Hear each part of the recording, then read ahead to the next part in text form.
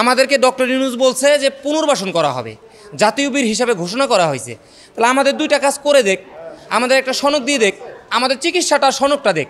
আমরা তো বেশি কিছু দাবি করি নেই, আমরা বলি নাই যে আমরা এখন আমি এখন গুলি খাইছি দেখে আমার পোলায় যদি 3rd ক্লাস পায় তারে চাকরি দিতে হইব, ওই চাকরির আমাদের দরকার নাই। আমার ছেলে যদি যোগ্যবান হয়ে থাকে, আমার ছেলেকে সরকার চাকরি দেখ। আমার ছেলে যদি যোগ্যবান না হয়, তাকে কারিগরি শিক্ষা দেখ, তাকে অন্য কিছু করে দেখ। আমরা সুন্দর একটা বাংলাদেশ চাই, স্যারের হাতে দেশটা ভালো চলতেছে এবং কি সে পারবে, তার প্রতি আমরা আশাবাদী। কিন্তু ঘটনা হচ্ছে, মনে করেন শয়তান কিন্তু এখনও আছে, অনেক শয়তান আছে, এগুলারে মনে করেন আস্তে আস্তে ঠিক করতে হবে।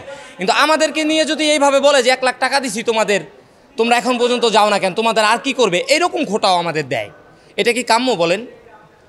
আমাদেরকে যে 1 লাখ টাকা দিছে সেটা দিয়ে বলে যে তোমাদের 1 লাখ টাকা দিছে, চিকিৎসা দিছে, তোমরা আর কি চাও? এটা কি কোনো কথা বলেন? এখনও আমার তো অপারেশন বাকি আছে, আমার এটা যে খুলবে, খোলাটাও একটা অপারেশন। এখন কিভাবে যাব বলেন? আমাদের তো মিনিমাম আরও 3 মাস থাকা লাগবে হসপিটালে, তারপরে যাওয়া লাগবে। আমরা একটা জিনিস চাই, সেটা হলো আমরা নির্মতম একটা সম্মান চাই। আমরা কোথায় চাকরি চাই না, আমরা যে যুদ্ধ করছি এই জন্য আমাকে পোলাপান্ডে চাকরি দেওয়া লাগবে, ওই চাকরি আমাকে দরকার নাই।